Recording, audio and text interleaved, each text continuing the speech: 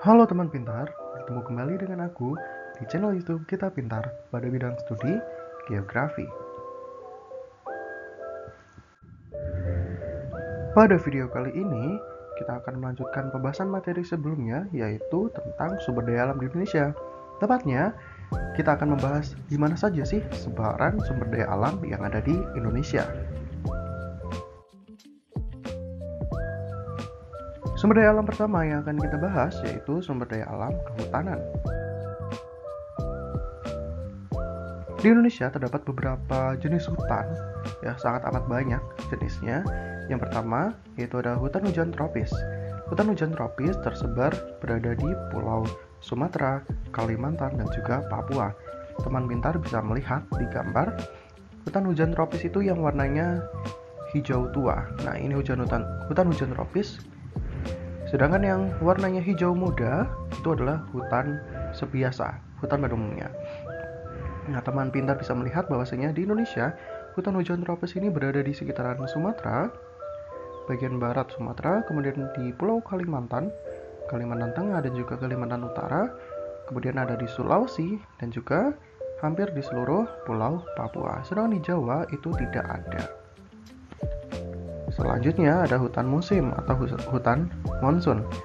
Di Indonesia berada di bagian tengah, yaitu di Jawa dan juga Nusa Tenggara. Di sini ya, hutan musim. Ciri khasnya adalah ketika terjadi musim penghujan, maka hutannya akan sangat lebat. Kemudian ketika terjadi musim kemarau, hutannya itu akan menggugurkan daunnya. Akan banyak tumbuhan-tumbuhan atau pohon-pohon yang mati. Itu contoh ciri khas dari hutan musim. Selanjutnya ada hutan hujan pegunungan. Sama dengan hutan hujan tropis, tetapi berada di sekitaran wilayah pegunungan atau dataran tinggi. Persebarannya ada di Sumatera, Kalimantan, Sulawesi, dan juga Papua. Selanjutnya ada hutan rawa. Nah, hutan rawa ini berada di sepanjang pantai timur Pulau Papua dan juga Sumatera dan Kalimantan. Di sini ya, ini adalah hutan rawa, bentuknya rawa. Seperti penjelasan yang sudah kita bahas kemarin ya, jenis-jenis sumber daya alam, jenis hutan rawa. Kemudian di Kalimantan, di bagian selatan Pulau Kalimantan, dan di bagian untuk Pulau Sumatera itu berada di bagian timurnya. Sedangkan di Jawa, di Sulawesi itu hampir tidak ditemukan hutan rawa. Kemudian ada hutan mangrove. Hutan mangrove ini ditemukan, ini ya, yang warnanya hijau, di sekitaran pantai Sumatera, pantai timurnya, kemudian di selatan Kalimantan, kemudian di sekitaran Papua ya, pantai timur Pulau Papua, barat maksudnya, selatan dan juga barat Papua, kemudian ada di sekitaran Pulau Maluku di sini, dan juga Sulawesi tentunya.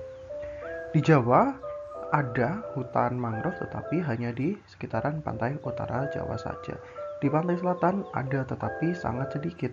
Kenapa hal tersebut bisa terjadi? Karena jenis ombaknya.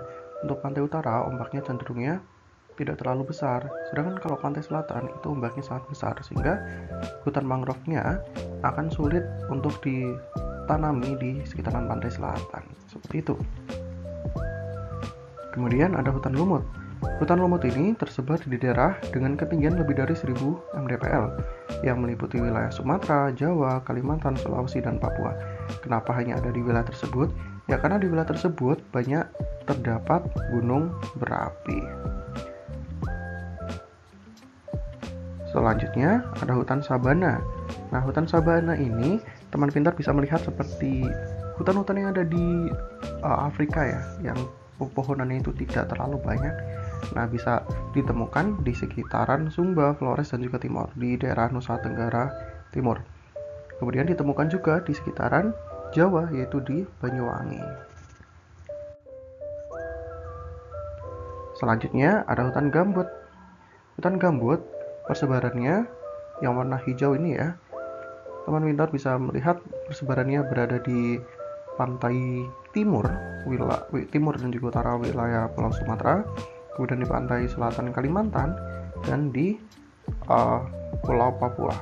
Hampir merata ya kalau di Papua. Nah, hutan gambut ini rawan akan terjadinya bencana kebakaran hutan. Kenapa hal tersebut bisa terjadi? Ya, karena hutan gambut ini memiliki sifat yang mudah terbakar. Ketika musim kering terjadi dan terdapat percikan api, maka akan terjadi kebakaran hutan. Teman pintar pasti sering mendengar kebakaran hutan yang terjadi di sekitaran Sumatera dan juga Kalimantan. Nah, itu salah satunya diakibatkan karena adanya hutan gambut. Nah, ini adalah potensi sebaran bencana kebakaran hutan di Indonesia di sekitaran Kalimantan, ya di sini, kemudian di Sumatera bagian sini, dan di Papua. Itu diakibatkan salah satunya karena adanya hutan gambut. Selanjutnya kita akan masuk ke potensi kelautan. Nah, untuk kelautan di sini kita akan mengambil dari ELI, yaitu Ekoregion Laut Indonesia. Sebaran sumber daya kelautan Indonesia didasarkan pada ekoregion, yaitu ELI-nya. Nah, ELI atau Ekoregion Laut Indonesia merupakan perwilayahan laut Indonesia yang ditetapkan dalam Rencana Pelindungan dan Pengelolaan Lingkungan Hidup RPPLH. Jadi, ekoregion ini berfungsi untuk menjaga keseimbangan antara pemanfaatan dan pelestarian produktivitas sumber daya laut secara berkelanjutan. Ekoregion Laut Indonesia ini dibagi menjadi 18 bagian, di mana ada L1 dari Samudra Hindia, ya, di bagian barat Pulau Sumatera, di sini, sampai dengan L18 yaitu Laut Arafura di bagian Papua. Di mana pada setiap bagian dari ekoregion Laut Indonesia ini memiliki manfaat dari sumber daya alamnya masing-masing. Contohnya, pada L2 sampai dengan L5 dan juga 4 di sini bisa menjadi jalur pelayaran dunia. Jalur pelayaran melalui Selat Malaka. Selanjutnya, kita masuk ke persebaran potensi pariwisata di Indonesia. Pada potensi pariwisata di sini, saya akan mengambil 5 destinasi wisata super prioritas yang dicanangkan oleh pemerintah, di mana terdapat 5 wisata super prioritas yang sangat amat diprioritaskan untuk menjadi Bali baru. Jadi tujuan pariwisata Indonesia selain yang terkenal adalah Pulau Bali. Nah, di sini yang pertama ada Danau Toba di Pulau Sumatera, tepatnya di sini untuk Danau Toba. Kemudian ada Candi Borobudur di Jawa Tengah, tepatnya di sini. Kemudian ada Mandalika di Nusa Tenggara Barat di bagian sini. Kemudian ada Labuan Bajo di Nusa Tenggara Timur di sini. Kemudian ada Likupang yang berada di Sulawesi Utara. Itu adalah 5 wisata super prioritas yang sedang dicanangkan oleh pemerintah.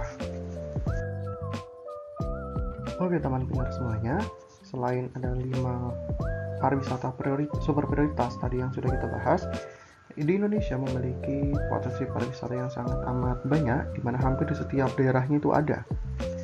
Kita akan bahas di masing-masing pulaunya. Yang pertama di Pulau Sumatera, di situ ada Taman Nasional Gunung Leser, ada Danau Laut Tawar, Danau Prapat, Danau Toba, Danau Singkarak, Lomba Anai, dan Suaka Alam Waikampas di Lampung. Selanjutnya di Jawa, yang paling terkenal ada beberapa destinasi wisata. Yang pertama ada Tangkuban Perahu, kemudian ada Ancol, Monumen Nasional, Kebun Binatang Ragunan, Dataran Tinggi Dieng, Candi Borobudur, Candi Prambanan, Keraton Jogja, Gunung Bromo Tengger, dan juga Taman Nasional Baluran. Selanjutnya di Bali, nah ini kayak akan potensi pariwisata alam dan juga budayanya ya, di mana ada Pantai Kuta, Tanah Lot, Danau Batur, Kelungkung, Pura Besakih, daerah Trunyan, dan berbagai macam kesenian. Kemudian di Kalimantan, itu ada Pantai Pasir Panjang, Danau Riam Kanan, Museum Lambung Mangkurat, Istana Kesultanan Sambas, Taman Nasional Tanjung Puting, dan masyarakat Dayak. Kemudian di Nusa Tenggara, itu ada Gunung Tambora, Taman Laut Gili Air, Taman Nasional Komodo, dan juga Danau Kelimutu. Danau Kelimutu itu gambar yang ada di bawah ya, di sini, yang memiliki 3 warna. Selanjutnya ada Sulawesi, yaitu ada Taman Laut Bunaken, Danau Tondano, Tanah Toraja, Suaka Marga Satwa Anoa dan Burung Maleo, Masjid Tua Palopo, Taman Wisata Remboken, dan juga Pantai Losari. Dan yang terakhir dari Papua, yaitu ada Danau Sentani, gugus Pulau Raja Ampat, dan juga Pantai Korea. Yang selanjutnya kita akan membahas tentang persebaran sumber daya alam pertambangan. Pada pertambangan, di sini ada beberapa sumber daya alamnya ya. Yang pertama ada minyak bumi dan juga gas bumi, ditemukan di sekitaran Sumatera, di daerah Lok Sumawe, Aceh, Riau, dan juga Sumatera Selatan. Kemudian untuk di Jawa, itu ada di Jati, Majalengka, Wonokromo, Cepu, dan juga Cilacap. Yang terkenal di Cepu dan juga Cilacap ya. Kemudian di Kalimantan, ada Tarakan, Balikpapan, dan juga di daerah Kalimantan Selatan. Maluku, itu ada Seram dan juga Tenggara. Dan di Pulau Papua itu ada Kelamono, Sorong, dan juga Babbo. Kemudian untuk batu bara itu hanya ditemukan di wilayah Kalimantan dan juga Sumatera. Kemudian ada nikel ditemukan di Sulawesi, Maluku, Maluku Utara, dan juga Papua. Sedangkan untuk biji besi hampir di seluruh wilayah Indonesia, tapi yang terkenal di sini ada di Cilacap, ada di Lombok, Gunung Tegak, Lampung, dan juga Pegunungan Verbek, Sulawesi Selatan. Kemudian untuk bauksit ditemukan di Pulau Kalimantan, Kepulauan Bangka Belitung, dan Pulau Bintan di Kepulauan Riau.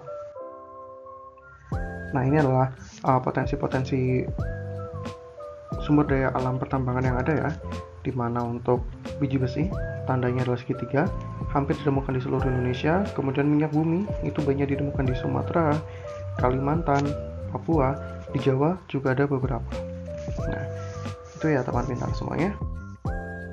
Oke teman pintar semuanya, terima kasih sudah menyaksikan video tentang persebaran potensi sumber daya alam di Indonesia.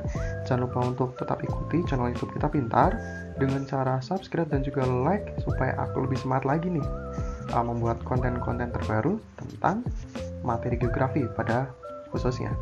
Oke, sampai jumpa di video selanjutnya. Selamat belajar. Terima kasih.